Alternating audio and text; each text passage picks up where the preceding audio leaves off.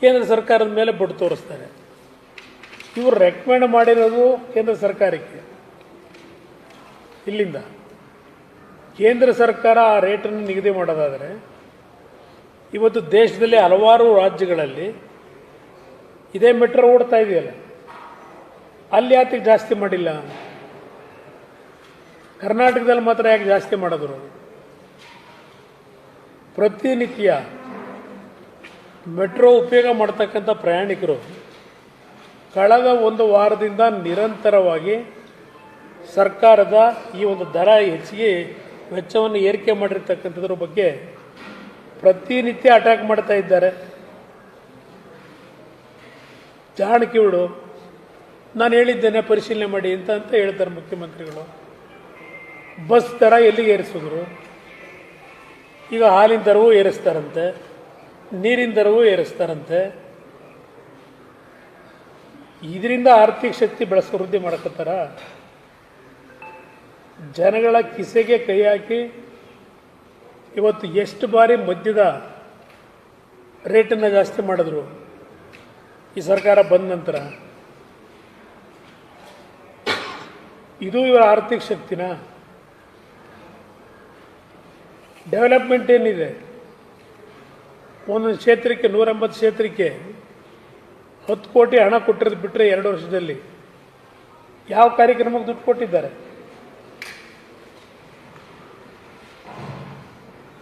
10 ಕೋಟಿ ಸಾಕ 2 ವರ್ಷಕ್ಕೆ ಡೆವಲಪ್ಮೆಂಟ್ಗೆ ಅಂತ ವಿಧಾನಸಭಾ ಕ್ಷೇತ್ರಗಳಿಗೆ? ಆರ್ಥಿಕವಾಗಿ ಸದೃಢವಾಗಿದ್ದೀವಿ ಅಂತಾರೆ.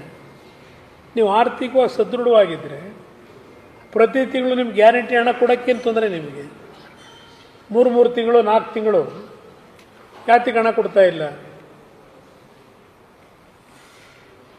ಇವತ್ತು ನೋಡಿದೆ ಪತ್ರಿಕೆಯಲ್ಲಿ, ಯಾವುದೋ ನಿಮ್ಮ ಗೃಹಜ್ಯೋತಿ KEBದು ಪವರ್ ಸೆಕ್ಟರ್ನಲ್ಲಿ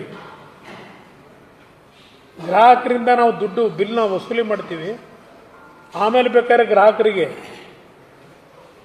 ಸರ್ಕಾರ ರಿಯಂಬರ್ಸ್ ಮಾಡಲಿ ಅಂತೇಳಿ ಈಗಾಗಲೇ ಪ್ರಪೋಸಲ್ ಕೊಟ್ಟಿದ್ದಾರೆ ಅಂತೇಳಿ ಇವತ್ತು ಪತ್ರಿಕೆಯಲ್ಲಿ ದೊಡ್ಡ ಆರ್ಟಿಕಲ್ಲೇ ಇದೆ. ಇವತ್ತು ಪವರ್ ಸೆಕ್ಟರ್ನಲ್ಲಿ 40,000 ಕೋಟಿ ಸಾಲದ ಹೊರೆ ಹೊರಿಸಿದ್ದಾರೆ. 40,000 ಕೋಟಿ. ಕೇಂದ್ರ ಸರ್ಕಾರ ಸಾಲದ ಬಗ್ಗೆ ಮಾತಾಡ್ತಾರೆ. ಕೇಂದ್ರ ಸರ್ಕಾರ ಸಾಲ ಮಾಡಿದ್ರು ಕ್ಯಾಪಿಟಲ್ ಎಕ್ಸ್ಪೆಂಡಿಚರ್ಗೆ ಪ್ರತಿ ವರ್ಷ ಎಷ್ಟು ಹಣ ಖರ್ಚು ಮಾಡ್ತಾ ಬಂದಿದ್ದಾರೆ? ದೇಶದ ಪ್ರಗತಿಯನ್ನು ಎಲ್ಲಿಗೆ ತೆಗೆದುಕೊಂಡು ಹೋಗಿದ್ದಾರೆ? GSDP ದರ ಎಷ್ಟಿದೆ? ನಮ್ಮ ರಾಜ್ಯದಲ್ಲಿ ಸಾಲ ಮಾಡ್ತಾ ಇದ್ದೀರಲ್ಲ, ಆ ಸಾಲ ಕ್ಯಾಪಿಟಲ್ ಎಕ್ಸ್ಪೆಂಡಿಚರ್ಗೆ ಹೋಗ್ತಾ ಇದೆಯೋ ಇಲ್ಲ ರೆವಿನ್ಯೂ ಎಕ್ಸ್ಪೆಂಡಿಚರ್ಗೆ ಹೋಗ್ತಾ ಇದೆಯೋ? ಆ ಸಾಲದವರೆ ನೀರಾವರಿಯ ಕಾರ್ಯಕ್ರಮ ಇಲ್ಲ, ಕುಡಿಯೋ ನೀರಿನ ಸಮಸ್ಯೆ ಈಗಾಗಲೇ ನೀವು ಬರಿತಾ ಇದ್ದೀರಿ, ಪತ್ರಿಕೆಯಲ್ಲಿ ಟಿವಿಗಳಲ್ಲಿ ತೋರಿಸ್ತಾ ಇದ್ದೀರಿ. ರಾಯಚೂರು ಭಾಗದಲ್ಲಿ 40 ಅಡಿ 50 ಅಡಿಗೆ ಇಳಿದು ಹೆಣ್ಮಕ್ಳು ಒಂದು ಬಿಂದಿಗೆ ತಗೊಂಡೋಗಿ ಸಣ್ಣ ಲೋಟದಲ್ಲಿ ಕಲುಷಿತವಾದಂಥ ನೀರನ್ನು ಅವರ ಬಿಂದಿಗೆಗಳಿಗೆ ಹಾಕ್ಕೊಂಡು ಈಗ ನೀರನ್ನು ಶೇಖರಣೆ ಮಾಡ್ತಾ ಇರತಕ್ಕಂಥ ದೃಶ್ಯ ಟಿವಿಲಿ ನೀವೇ ತೋರಿಸ್ತಾ ಇದ್ದೀರಿ. ಇನ್ನು ಫೆಬ್ರವರಿ ತಿಂಗಳಲ್ಲಿದ್ದೀವಿ. ಏನಾಗ್ಬೋದು ಅಂತ ಯೋಚನೆ ಮಾಡಿದ್ದಾರೆ?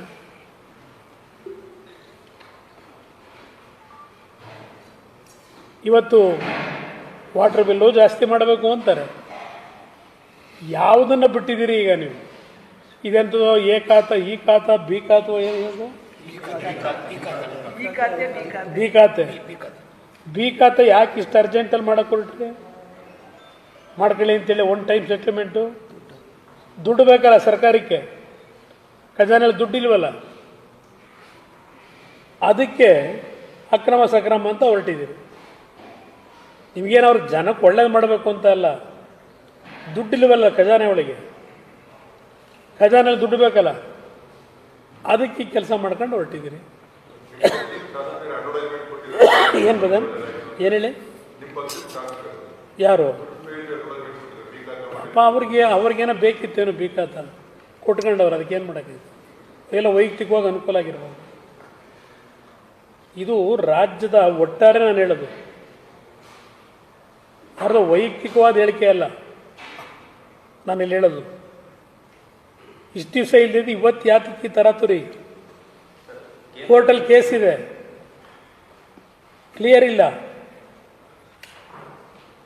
ಯಾತಿಗೆ ತರಾತುರಿ ಮಾಡಕ್ಕೆ ಕೊಟ್ಟಿದ್ದೀರಿ?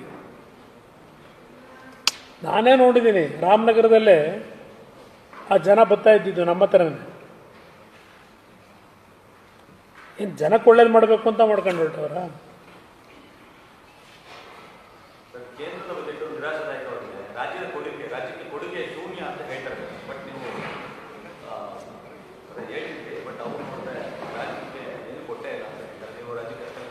ಮತ್ತೆ ರಾಜ್ಯಕ್ಕೆ ಕೊಡದೆ ಮತ್ತೆ ಇಲ್ಲಿ ಸರ್ಕಾರ ನಡೀತಾ ಇದೆಯಾ?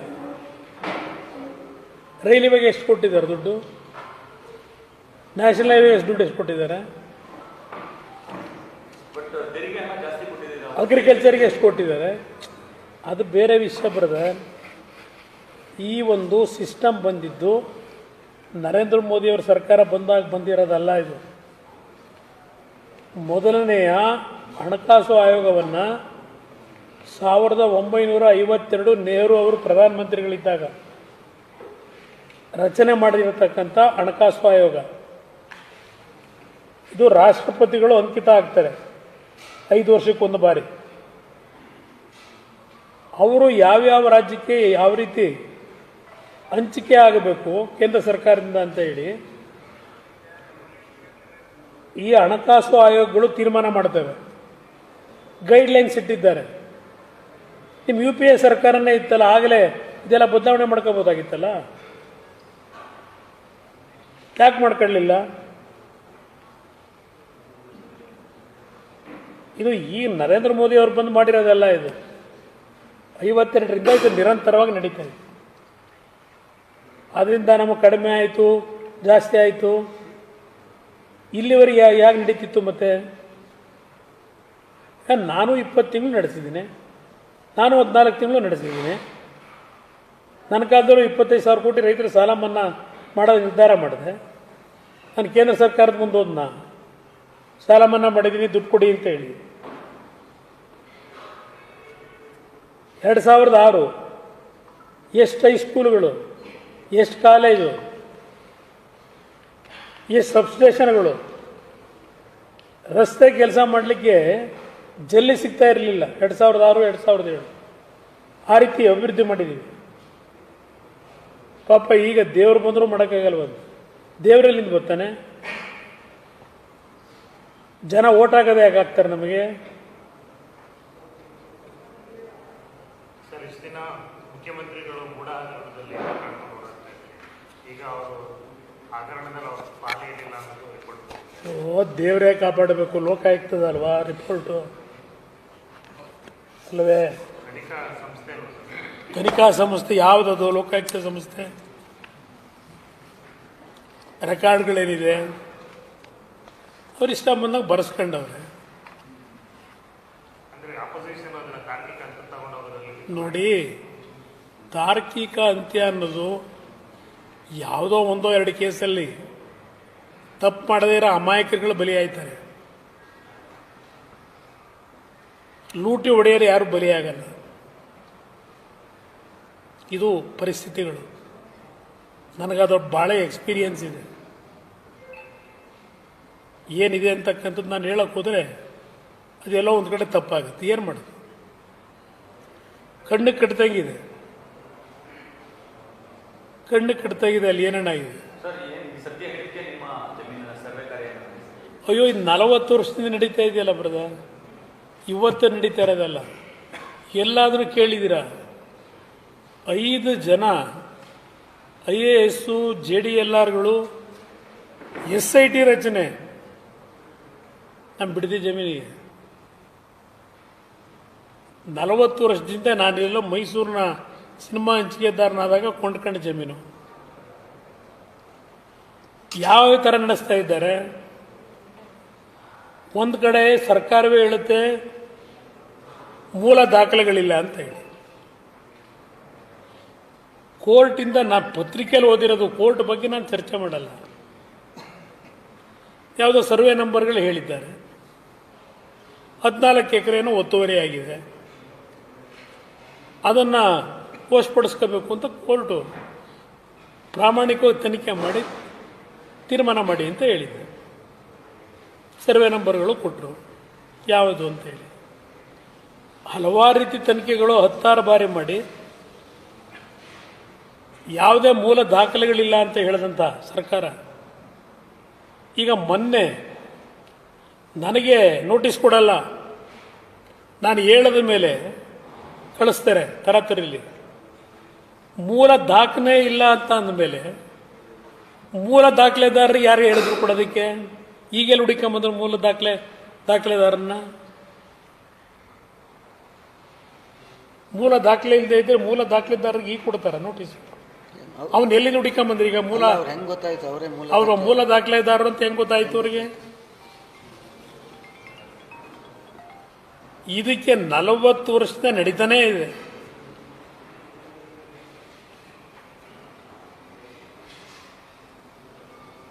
ಇದರಿಂದ ನಾನು ನೆದರ್ಸಕ್ಕಾಗತ್ತಾ? ಅಲ್ಲಿ ಅದೆಂಥದ್ದು ಕಟ್ಟೋರಲ್ಲ, ಗ್ಲೋಬ ಎಲ್ಲ ಎಂಥದ್ದು ಗುಡ್ಡದ ಮೇಲೆ ಕಟ್ಟೋರಲ್ಲಪ್ಪ ಬೆಂಗಳೂರಲ್ಲಿ. ಆಸ್ ಎ ಮಿನಿಸ್ಟರ್ 2001 ಒಂದು ಟ್ರಸ್ಟ್ ಮಾಡ್ಕೊಂಡು 8 ಎಕರೆ ಅಲಾಟ್ ಮಾಡಿಸ್ಕೊತಾರೆ, 21 ಎಕರೆ ಗೋಮಾಳ ಜಮೀನು. ಆಮೇಲೆ ದಾಖಲೆಗಳಿಲ್ಲ, ಮೂಲ ದಾಖಲೆ ಅಂತ ಹೇಳಿ ಬೇರೆ ಬೇರೆ ಪಾಪ ಬಡವರಲ್ಲಿ ಖಾಲಿ ಮಾಡಿ ಏನೇನು ನಡೆಸ್ಕೊಂಡ್ರು. ಒಂದು 100 ಇನ್ಸಿಡೆಂಟ್ ಕೊಡಬಲ್ಲ ಇವ್ರ ಕತೆಗಳೆಲ್ಲ ಕರ್ಮಕಾಂಡನ. ಯಾರು ಆಕ್ಷನ್ ತಗೊಳ್ಳೋರು? ಇದೇ ಸಿದ್ದರಾಮಯ್ಯನವ್ರದೇ. ಅದೆಂಥದ್ದು ಸಾಕಮ್ಮನೋ ಪಾಕಮ್ಮಂದೋ ಕತೆ ಇಲ್ವಾ? ಇಲ್ಕಲ್ಲಲ್ಲಿ ಎಲ್ಲ ಹರಿಶ್ಚಂದ್ರ ಮಕ್ಕಳು ಇವರೆಲ್ಲ, ಕುಮಾರಸ್ವಾಮಿ ಒಬ್ಬನೇ ಕಷ್ಟಪಟ್ಟು ಸಂಪಾದನೆ ಮಾಡಿದ ಜಮೀನು. ತಗೊಳ್ರಪ್ಪ, ತಗೊಂಡು ಇಂಟರ್ನ್ಯಾಷನಲ್ ಸರ್ವೇರ್ ಕರ್ಕೊಂಬನ್ನಿ. ಮಾಡಿದ್ದೇನೇನಾಗಿದೆ? ಹಿಡ್ಕೊಂಡಿದ್ದೀನಿ.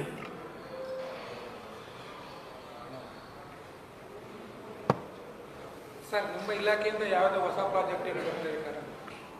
ನಾನು ನಮ್ಮ ಇಲಾಖೆಯಲ್ಲಿ ಹೆವಿ ಇಂಡಸ್ಟ್ರಿಗೆ ಸಂಬಂಧಪಟ್ಟ ಹಾಗೆ ದೇಶದಲ್ಲಿ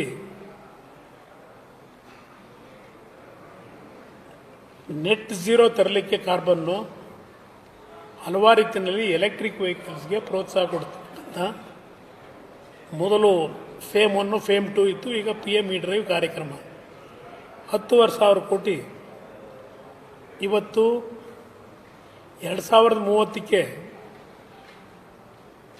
ಇದನ್ನು ಕಡಿಮೆ ಮಾಡ್ತಕ್ಕಂಥದ್ದಕ್ಕೆ ವಾಯುಮಾಲಿನ್ಯನ ಅದಕ್ಕೊಂದು ಕಾರ್ಯಕ್ರಮ, ಜನರಲಿ ಕಾರ್ಯಕ್ರಮ ಕೊಡ್ತಾ ಇದ್ದೇವೆ. ನನ್ನ ಇಲಾಖೆಗೆ ಸಂಬಂಧಪಟ್ಟ ಇನ್ನೊಂದು ಸ್ಟೀಲ್ ಮಿನಿಸ್ಟ್ರಿ ಏನಿದೆ ಭದ್ರಾವತಿದು, ನನಗೆ ಅದಕ್ಕೆ ಏನಾದರೂ ಒಂದು ಜೀವ ಕೊಡಬೇಕು ಅಂತ ಇದ್ದೇನೆ. ಅದರ ಬಗ್ಗೆ DPR ನಡೀತಾ ಇದೆ, ಪ್ರಾರಂಭಿಕ ಹಂತದಲ್ಲಿದೆ. ಅದನ್ನಕ್ಕೆ ಜೀವ ಕೊಡಬೇಕು ಅಂದರೆ ಸುಮಾರು 10,000 ಕೋಟಿ ಮೇಲೆ ಇವತ್ತು ಬಂಡವಾಳ ಹಾಕಬೇಕಲ್ಲಿ. ಇದು ಇರ್ತಕ್ಕಂಥದ್ದು. ಇನ್ನು HMT, ಪಾಪ ನಾನು HMTಗೇನೋ ಜೀವ ತುಂಬಬೇಕು ಅಂತ ಹೊರಟಿದ್ದು, ಅರಣ್ಯ ಭೂಮಿ ಅಂತ ಈಗ ಬಂದವ್ರೆ ಸರ್ಕಾರ. ಇನ್ನು QSIL ಅದಕ್ಕೆ ಬಂಡವಾಳ ಅಂತ ಹೇಳಿ 1,700 ಕೋಟಿ ದುಡ್ಡು ಕೊಟ್ಟರೆ ಅಲ್ಲಿರೋ ಒಂದು 2,000 ಜನ ನಿರುದ್ಯೋಗಿಗಳು ತೊಂದರೆ ಆಗೋದು ಬೇಡ ಅಂತ, ಅದಕ್ಕೆ ಅದೇನೋ ಒಂದು ದೇವದಾರ ಒಂದು ಮೈನಿಂಗ್ ಏರಿಯಾ ಇದೇ ಸಿದ್ದರಾಮಯ್ಯನ ಕಾಲದಲ್ಲಿ ಕೊಟ್ಟವ್ರೆ 16-17. ಈಗ ಅದು ಯಾವುದೋ ಕುದುರೆ ಮುಖದಲ್ಲಿ ವೈಲೇಟ್ ಮಾಡಿದ್ರು ಅಂತೇಳಿ ಕತೆ ಹೇಳ್ಕೊಂಡು ಕೆಲಸ ಮಾಡೋಕ್ಕೆ ಬಿಡಲಿಲ್ಲ. ಆದರೆ ಇವತ್ತು NMDCಗೆ QSILನ ಮರ್ಜ್ ಮಾಡಿ ಇನ್ನೂ 2,000 ಜನಕ್ಕೆ ಕೆಲಸ ಕೊಡ್ತಕ್ಕಂಥದ್ದಕ್ಕೆ QSILನಲ್ಲಿ ರಾಜ್ಯದಲ್ಲಿ ಕಾರ್ಯಕ್ರಮ ಮಾಡ್ತಾ ಇದ್ದಾರೆ. ಇದು ನನ್ನ ಕಾರ್ಯಕ್ರಮ. ಸರ್, ಕೊಪ್ಪಳದಲ್ಲಿ ಬ್ಯಾಂಕಿಂಗ್ ವಿಚಾರವಾಗಿ ಅದು ನನಗೆ ಗೊತ್ತಿಲ್ಲ ಬ್ರದರ್. ಅಲ್ಲಿ ಜನ ಏನೋ ಸ್ಟ್ರೈಕ್ ಮಾಡ್ತಾವ್ರೆ ಅಂತ ಹೇಳಿ ಪತ್ರಿಕೆಯಲ್ಲಿ ನೋಡಿದೆ, ಸ್ವಾಮಿಗಳು ವಿರೋಧ ಮಾಡ್ತಾವ್ರೆ ಅಂತ. ಅದು ಸರ್ಕಾರ ಸಮಜಾಯಿಸಿ ಕೊಡಬೇಕು. ಸರ್ಕಾರ ಜವಾಬ್ದಾರಿ ಇದೆ, ಅವ್ರು ಹೇಳಬೇಕು ಜನಕ್ಕೆ ಏನು ಅಂತ. ಸರ್ಕಾರ ಕ್ಲಾರಿಫಿಕೇಶನ್ ಕೊಡಬೇಕು. ಈ ನೆನ್ನೆ ಯಾವುದೋ ಪ್ರಜಾವಾಣಿ ಪತ್ರಿಕೆಯಲ್ಲಿ ನೋಡಿದೆ, ಯಾವುದು ಚಿಂಗಾರನೋ ಯಾವುದು ಚಿಕ್ಕನಾಯಕನಹಳ್ಳಿ ಹತ್ರ ವಯಲೇಟ್ ಮಾಡಿ ಪ್ರೈವೇಟ್ನರಿಗೆ ಕೊಡ್ತಾವ್ರಂತೆ ಮೈನಿಂಗು. ಯಾವುದೋ ದೊಡ್ಡ ಆರ್ಟಿಕಲ್ಲೇ ಇದೆ ಪ್ರಜಾವಾಣಿ ಪತ್ರಿಕೆಯಲ್ಲಿ ನೆನ್ನೆ. ಇಲ್ಲಿ ಸರ್ಕಾರ ಸೋಮಿದ್ದು QSL ಹಲವಾರು ವರ್ಷಗಳಿಂದ ಸಾವಿರಾರು ಕುಟುಂಬಕ್ಕೆ ಅನ್ನ ಹಾಕಿರೋ ಒಂದು ಸಂಸ್ಥೆ, ಅದನ್ನು ಮುಗಿಸೋಕೆ ಹೊರಟರು ಇವರು. ಇಲ್ಲಿ ಚಿಂಕಾರ ಗಣಿಗಾರಿಕೆ ಪ್ರಹಾರ ನಡೀತಾ ಇದೆ. ವೈಜಾಗ್ದು ವಿಶಾಖಪಟ್ಟಣಂದು ಮುಗದೇ ಹೋಯ್ತು ಅಂತಿದ್ರು. 11,000 ಕೋಟಿ ವೆಚ್ಚದಲ್ಲಿ ಪುನಶ್ಚೇತನಗೊಳಿಸಿದ್ದೀವಿ. ಅಲ್ಲಿ 26,000 ಕುಟುಂಬಗಳನ್ನು ಉಳಿಸಿದ್ದೇವೆ. ಮುಂದಕ್ಕೆ ಬಹುಶಃ ರಾಷ್ಟ್ರದಲ್ಲಿ ಮೊದಲನೇ ಸ್ಥಾನಕ್ಕೆ ಸ್ಟೀಲ್ ಪ್ರೊಡಕ್ಷನಲ್ಲಿ ಬರ್ತಕ್ಕಂಥ ಒಂದು ವಾತಾವರಣ ಇದೆ. ಏನು ಹೇಳಿ? 9 ಯೂನಿವರ್ಸಿಟಿಗಳನ್ನ ಮುಂಚೆ ಕೊಟ್ಟಿದೆಯಲ್ಲ ಸರ್. ಈಗ ನಾನು ಹೌದು, ಒಂದೊಂದು ಸರ್ಕಾರದಲ್ಲಿ ಒಂದೊಂದು ತೀರ್ಮಾನಗಳಾಗಿರುತ್ತೆ. ಮುಂದೆ ಬಂದಂಥ ಸರ್ಕಾರ ಆ ಯೂನಿವರ್ಸಿಟಿನ ಯಾವ ಉದ್ದೇಶದಿಂದ ಮಾಡಿರ್ತಾರೆ, ಆ ಯೂನಿವರ್ಸಿಟಿಗಳಿಗೆ ಆರ್ಥಿಕವಾಗಿ ಶಕ್ತಿ ತುಂಬಿ ಆ ಯೂನಿವರ್ಸಿಟಿಗಳ ಮುಖಾಂತರ ರಾಜ್ಯದ ಅಭಿವೃದ್ಧಿಗೆ ಪೂರಕವಾದಂಥ ಸಂಶೋಧನೆಗಳು ನಡೀಬೇಕು ಅನ್ನೋದು ನನ್ನ ಅಭಿಪ್ರಾಯ. ಒಬ್ಬರು ಬರೋದು ಕ್ಯಾನ್ಸಲ್ ಮಾಡ್ತೀವಿ ಅನ್ನೋದು, ಇನ್ನೊಬ್ಬರು ಬರೋದು ಮತ್ತೆ ಮಾಡ್ತೀವಿ ಅನ್ನೋದು, ಎಲ್ಲಿಗೆ ತಗೊಂಡು ಹೋಗ್ತೀರಿ? ಅದಕ್ಕೆ ಹೇಳಿದ್ದು ಸರ್ಕಾರ, ಅದಕ್ಕೆ ನಾನು ಹೇಳಿದ್ದು ಮಾಡೋದಾದಾಗ ಇವತ್ತು ಆ ರೀತಿಯ ಯೋಜನೆಗಳನ್ನು ಜಾರಿಗೆ ತರಲಿಕ್ಕೆ ಹೊರಟಾಗ ಅದರ ಖರ್ಚು ವೆಚ್ಚಗಳೇನಿದೆ ಅದು ಯಶಸ್ವಿಯಾಗಿ ಕೆಲಸ ನಿರ್ವಹಣೆ ಮಾಡಲಿಕ್ಕೆ ಯಾವ ರೀತಿಯ ಒಂದು ಆರ್ಥಿಕ ಶಕ್ತಿ ತುಂಬಬೇಕು ಅದೆಲ್ಲ ಲೆಕ್ಕಾಚಾರ ಮಾಡಿ ಮಾಡಬೇಕು ನನ್ನ ಅಭಿಪ್ರಾಯ.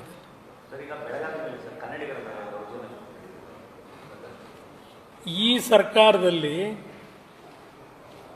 ಯಾರಿಗೆ ರಕ್ಷಣೆ ಕೊಡ್ತಾರೆ? ಈಗ ಅಲ್ಲಿ ಹೋಗಿ ಸರ್ಟಿಫಿಕೇಟೇ ಕೊಟ್ಟು ಬಂದಿಲ್ವಲ್ಲ ಯಾರ ಮಂತ್ರಿಗಳು, ಮರಾಠಿಲೇ ಭಾಷಣ ಮಾಡಿ.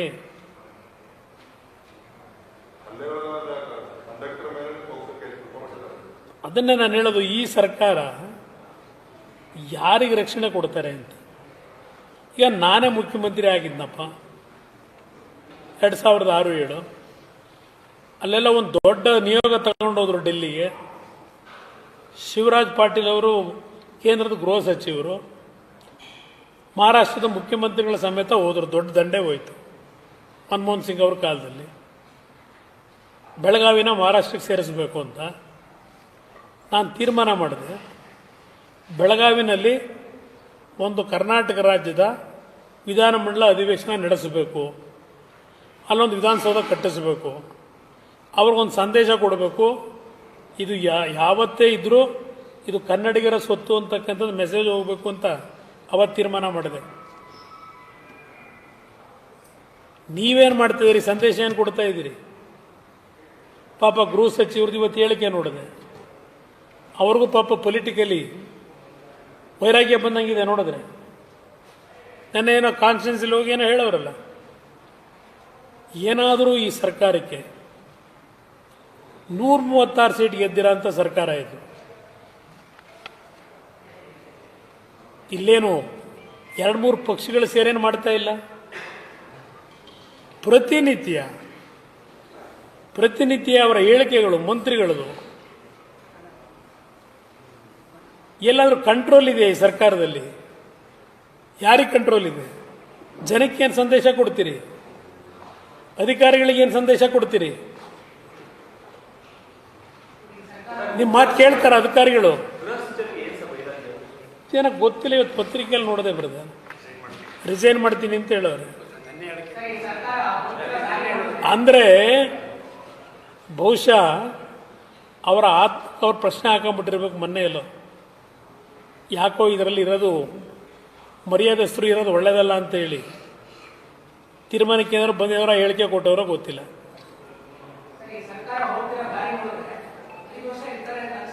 ಅಲ್ಲ, 5 ವರ್ಷ ಇರೋದು ಬಿಡೋದು ಅದೇನೋ ಅವ್ರಿಗೆ ಸೇರಿದ್ದು.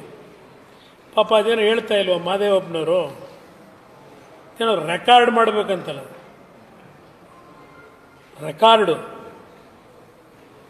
ಮಹದೇವಪ್ಪನವರೇ, ರೆಕಾರ್ಡ್ ಮಾಡೋದು ಎಷ್ಟು ವರ್ಷ ರಾಜ್ಯ ಆಳಿದ್ರಿ ಅಂತ ಅಲ್ಲ, ಎಷ್ಟು ದಿವಸದಲ್ಲಿ ನಾಡಿನ ಜನತೆಗೆ ಏನು ಕೊಟ್ರಿ ಅನ್ನೋದು ಮುಖ್ಯ.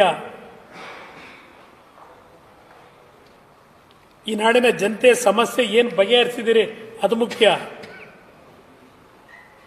ಎಷ್ಟು ವರ್ಷ ಇದ್ರೇನು?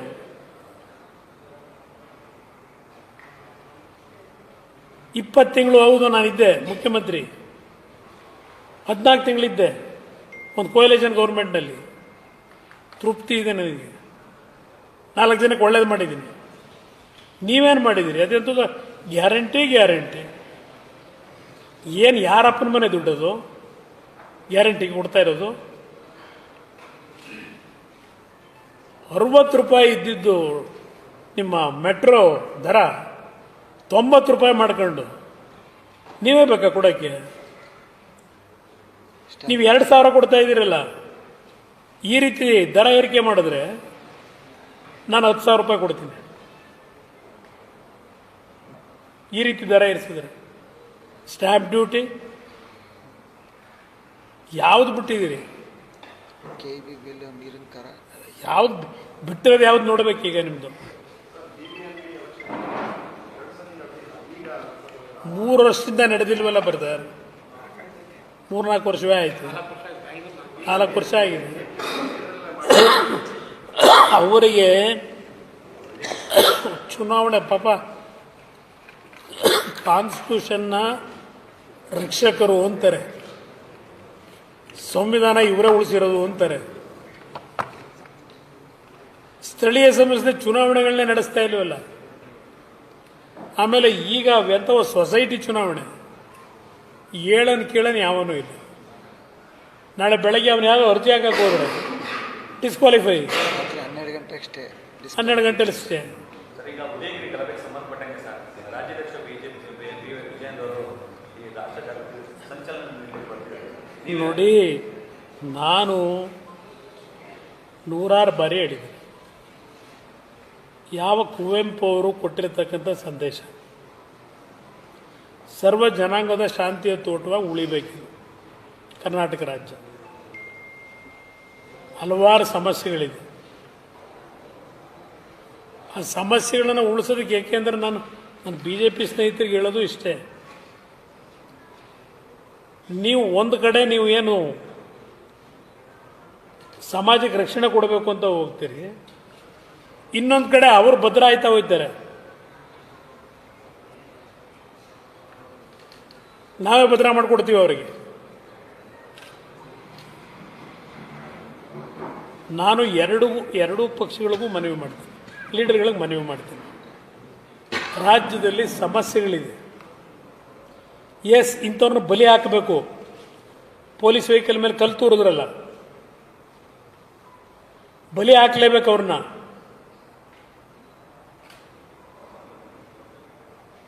ಅಲ್ಲೆಲ್ಲೋ DJ ಹಳ್ಳಿಲಿ ಪೊಲೀಸ್ ಸ್ಟೇಷನ್ಗೆ ಬೆಂಕಿ ಇಡ್ತಾರೆ.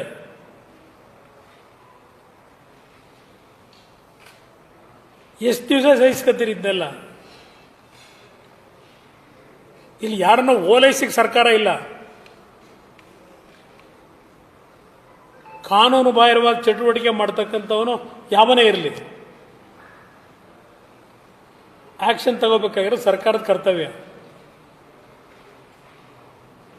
ಅಷ್ಟು ರಾಜಾರೋಷವಾಗಿ ಮೂಟೆಗಳಲ್ಲಿ ಕಲ್ಲು ತುಂಬ್ಕೊಂಬಂದು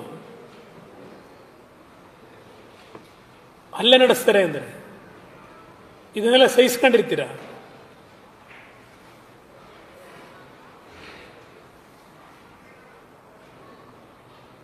ಇದು ನಾನು ಹೇಳೋದು ಸರ್ಕಾರಕ್ಕೆ. ಸರ್ ಈಗ ಜಾತಿ ಗಣತಿ ವರದಿ ಜಾರಿ ಮಾಡ್ತೀವಿ ಅಂತ ಹೇಳಿ ಯಾವ ಜಾತಿ ಗಣತಿ ವರದಿ? ಆಗ್ತಾ ಇಲ್ಲ ಸಿದ್ದರಾಮಯ್ಯನವ್ರದ? ಸರಿ ಈಗ ಮಾಡೇ ಮಾಡ್ತೀವಿ ಅಂತ ಹೇಳಿ ಯಾವಾಗ ಮಾಡ? ಹೆಚ್ಚಿನ ವಿಡಿಯೋಗಳಿಗೆ ಪ್ರತಿಧ್ವನಿ ಯೂಟ್ಯೂಬ್ ಚಾನೆಲ್ ಸಬ್ಸ್ಕ್ರೈಬ್ ಮಾಡಿ, ಬೆಲ್ ಐಕಾನ್ ಕ್ಲಿಕ್ ಮಾಡಿ.